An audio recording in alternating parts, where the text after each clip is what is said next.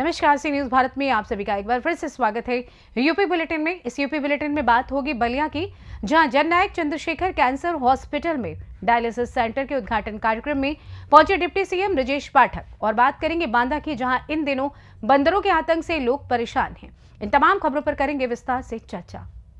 जननायक Chandrashekhar cancer hospital में dialysis centre के उद्घाटन कार्यक्रम में पहुंचे बतौर मुख्य अतिथि उत्तर प्रदेश सरकार के डिप्टी सीएम ब्रजेश पाठक ने राहुल गांधी की आज की हाथरस यात्रा पर कहा कि राहुल गांधी जी को कुछ पता ही नहीं है। वो कभी संभल जाना चाहते हैं, कभी अलीगढ़ जाना चाहते हैं, तो कभी हाथरस जाना चाहते हैं। हाथरस की घटना की सीबीआई जांच होकर के न्यायालय में मामला विचाराधीन है। उनको विचार करना चाहिए, उसको मनन करना चाहिए और सोचना चाहिए और विपासना में चले जाना चाहिए कि क्या करना है, क्या नहीं करना है।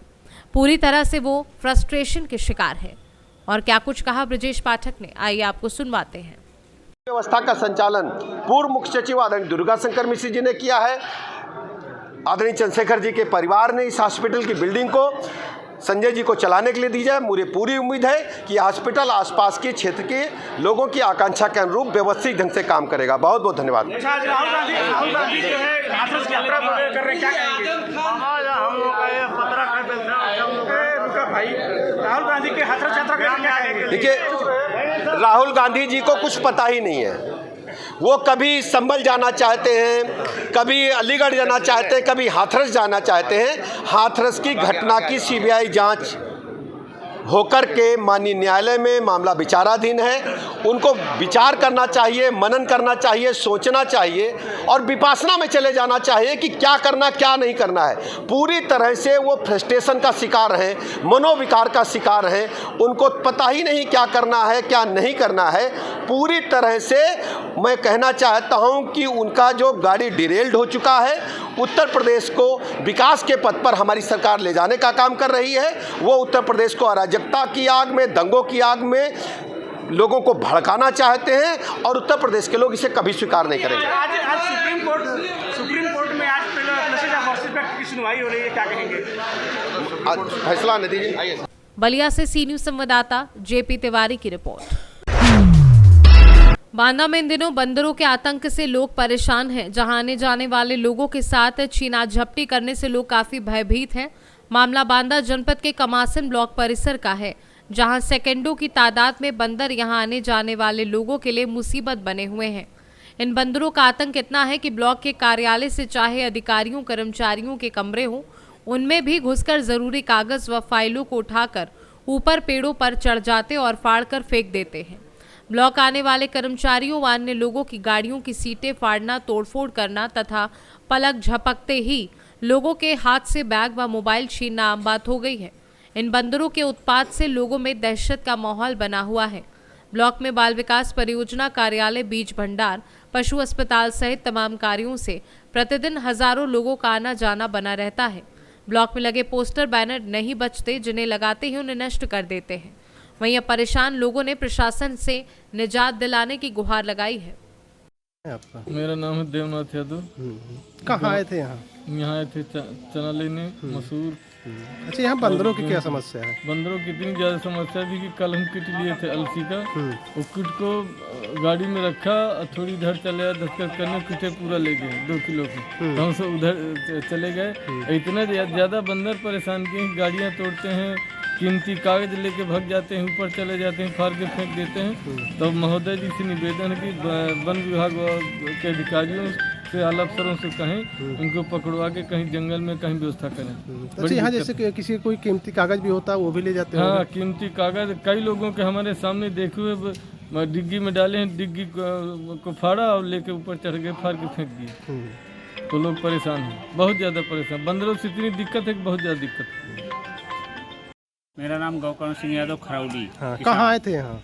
यहाँ बीज लेने आए थे। हमारे चने की बोरी फाड़ दी और हम उनसे परेशान हो गए। अब रास्ते में पता नहीं कितना हमारा चना अड़ा जाएगा, गिर जाएगा, हम लोग परेशान होंगे। लेकिन बंदरों का आतंक बहुत ज़्यादा है, इसलिए श्रीमान जी वन विभाग अधिकारी से निवेदन है कि इनकी तत्काल इनके लिए प्रबंध किया जाए, क्योंकि यहाँ का किसान तो ज़्यादा परेशान है बेचारा। कभी काढ़ मुड़ के पैसा लाता है और उसके बाद नुकसान यहाँ होता है। नुकसान भी होता है। बंदरों की समस्या है बहुत ज्यादा। बंदरों की इतनी ज़्यादा समस्या है कि बहुत ज़्यादा परेशान है। हम्म, अब फसल भी नहीं बचती पशुओं की वजह से। और जब यहाँ आता है तो यहाँ बंदरों के द्वारा पीड़ित रहता है। नहीं वहाँ जो है रोज हैं, हिरण है, फसल को नष्ट किए दे रहे हैं, लेकिन वन विभाग कोई ध्यान भी नहीं देता। तो बस निवेदन है कि थोड़ा सा ध्यान दिया जाए, किसानों की समस्या का समाधान किया जाए। जो बंदर का आतंक है उसके विषय में क्या कहना चाहते हैं? के विषय में यही है कि पूरे बंदरों का आतंक है और यहाँ तक इनका आतंक है कि ब्लॉक के अंदर घुस जाते हैं और कीमती फाइलों को भी नष्ट कर देते हैं। और जो किसान यहाँ ब्लॉक आते हैं अपने काम करवाने के लिए कागज लेकर, मान लीजिए गाड़ी में कागज अंदर है तो इस गाड़ी की डिग्गी फाड़ देते हैं। और यहाँ तक कि जैसे मान लीजिए दवा लेकर के कोई पशु अस्पताल से आ रहा है पन्नी में, तो पन्नी खींच लेते हैं, दवा भी खींच लेते हैं। और ये जो बीज उज वितरण हो रहा है किसानों का, अगर बोरी बाहर रखी तो ज़बरदस्ती फाड़ देते। इतना बड़ा आतंक है बंदरों का कि आज 1 साल से ऊपर हो गए, चाहे 2 साल हो गए, इतना बड़ा आतंक है। ब्लॉक में कोई कागज सुरक्षित नहीं है और ब्लॉक के कर्मचारियों का भी वो नुकसान बहुत ज़्यादा तेजी से कर रहे हैं, परंतु कोई कार्रवाई नहीं हुई। क्या चाहते हैं, क्या मांग है आपकी? हम ये चाहते हैं कि आप वन विभाग को आग्रह। बांदा से सी न्यूज संवाददाता रामकृपाल यादव की रिपोर्ट। आज भारतीय विकास परिषद समर्पण शाखा फिरोजाबाद ब्रज प्रांत के तत्वाधान में चल रहे एकादशी उद्यापन कार्यक्रम का विधि विधान के साथ समापन किया गया। एकादशी उद्यापन कार्यक्रम का आयोजन विगत वर्षों की भांति इस वर्ष भी भारतीय विकास परिषद समर्पण शाखा फिरोजाबाद ब्रज प्रांत तत्वाधान में कराया गया।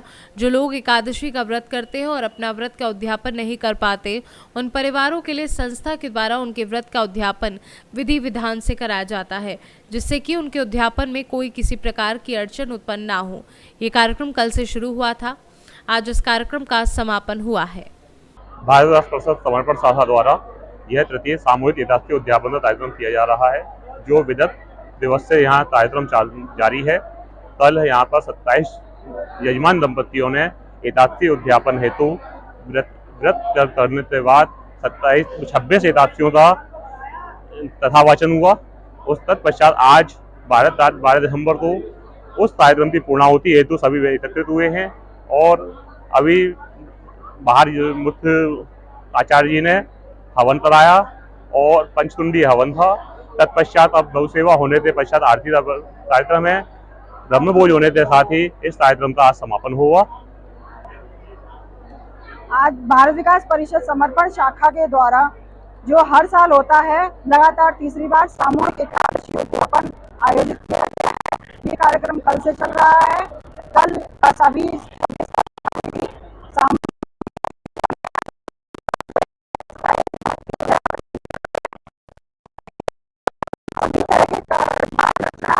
उद्यापन कराते हैं, जिसमें कि स्वर्ण दान, रजत दान, गौदान आदि सभी प्रकार के दान, शैया दान, जितने भी प्रकार के दान पुण्य हमारे गुरुजी बताते हैं, वो सभी यहाँ पर हम संस्था की ओर से आयोजित करवाते हैं। उसके बाद पूर्णाहुति के साथ हवन होता है।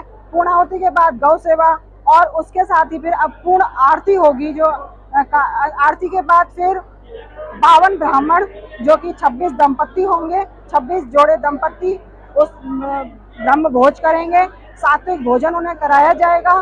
तत्पश्चात फिर सभी यजमान भोजन करेंगे और उसके बाद इस बार हमने लक्ष्मी जी और विष्णु जी की एक प्रतिमा उनको भेंट दी है। सभी यजमान और अतिथिगण उनके लिए ये प्रतिमा है। और इस एकादशी व्रत को करने से बहुत से लाभ होते हैं। एकादशी का मतलब क्या है? एकादशी हमारे भगवान विष्णु की 11 प्रकार की इंद्रियों से उत्पन्न हुई एक भगवती कन्या के रूप में एकादशी का जन्म हुआ था और वो एकादशी ने हमारे मैं नाम के दानव का, मुर नाम का जो दानव था, जिसका विशेष नाम मैं भी था, उस मैं नाम के दानव का वध किया था। तो उस मैं को मार करके उस कन्या ने समस्त देवी देवताओं पर उपकार किया, समस्त देवी देवताओं को आनंद दिलवाया। फिरोजाबाद से सी न्यूज संवाददाता सन्नेश कुमार गुप्ता की रिपोर्ट। जौनपुर जिला के शाहगंज में शिक्षा शेरनी का वह दूध है जो इसे पिएगा वह दहाड़ेगा। इसी जज्बे के साथ शिक्षा के क्षेत्र में अग्रणी भूमिका निभाने वाले इंडियन पब्लिक स्कूल में वार्षिकोत्सव का आयोजन बड़े ही धूमधाम से मनाया गया। कार्यक्रम के मुख्य अतिथि लेखक इतिहासकार शाहनवाज कादरी का इस्तकबाल करते हुए स्कूल के संस्थापक एवं प्रबंधक जनाब परवेज आलम भुट्टो ने उन्हें स्मृति चिन्ह एवं अंग वस्त्र भेंट किया। विशिष्ट अतिथि के रूप में क्षेत्र के मशहूर बाल रोग विशेषज्ञ डॉक्टर नैरे आजम ने अपने संबोधन में कहा कि बच्चों के सर्वांगीण विकास के लिए समय समय पर स्कूल में जो कार्यक्रम आयोजित किए जाते हैं उससे बच्चों को अपनी प्रतिभा दिखाने का अवसर मिलता है। जी पूछिए, थोड़ा सा माइक आईडी थोड़ा सा। विद्यालय के एनुअल फंक्शन में बेटी बचाओ बेटी पढ़ाओ का नारा दिया गया, प्रोग्राम भी शामिल किया गया। आप क्या सोचते हैं कैसे बढ़ाया जा सकता है बेटियों को? देखिए, वक्त की और देश की ज़रूरत है कि हम बच्चियों को आत्मनिर्भर बनाएं और उनकी मजबूती देश की मजबूती है। और बच्चियां आज हर दिशा में, हर खेल कूद, हर फील्ड में सबसे आगे अच्छा नंबर ला रही हैं, अच्छा रैंक ला रही हैं, अच्छा परफॉर्मेंस दे रही हैं। और हमने उनको बहुत देर तक पर्दे के पीछे रखा, लेकिन अब वो नुमाया रोल अदा कर रही है देश के मुस्तकबिल में, देश की कामयाबी में अपना अहम रोल अदा कर रही है। इसलिए बच्चियों को मौका मिलना चाहिए। जौनपुर से सी न्यूज संवाददाता दिवाकर मिश्रा के साथ दीपक सिंह की रिपोर्ट। राष्ट्रीय अध्यक्ष प्रवीण तिगोदिया का गोला शहर में आगमन हुआ, जिसमें जिलाध्यक्ष के द्वारा खुटार रोड दतैली मार्ग पर उनका स्वागत करने के बाद काफिला शिव मंदिर की तरफ मुड़ा, जहां तमाम पुलिस बल की मौजूदगी में राष्ट्रीय अध्यक्ष ने शहर के बड़ा चौराहा होते हुए पंजाबी कॉलोनी स्थित जिलाध्यक्ष के आवास पर पहुंचकर राष्ट्रीय अध्यक्ष ने तमाम कार्यकर्ता एवं पदाधिकारी को संबोधित कर हिंदुओं को एकत्र रहने के तमाम दिशा निर्देश देते हुए कार्यक्रम का समापन हुआ। समापन के बाद राष्ट्रीय अध्यक्ष लखीमपुर होते हुए लखनऊ के लिए रवाना हो गए। इस दौरान जिलाध्यक्ष राकेश कन्नौजिया एवं जिला महामंत्री प्रदीप जायसवाल, सुरेंद्र जायसवाल, सनी कन्नौजिया, आकाश कन्नौजिया सहित तमाम पदाधिकारी एवं कार्यकर्ता मौजूद रहे। प्रतापगढ़ से सी न्यूज संवाददाता रोहित जायसवाल की रिपोर्ट। फिलहाल इस खास बुलेटिन में बस इतना ही। देश दुनिया की तमाम बड़ी खबरों को जानने के लिए जुड़े रहिए सी न्यूज भारत के साथ। हर खबर आपके साथ, आपके हाथ।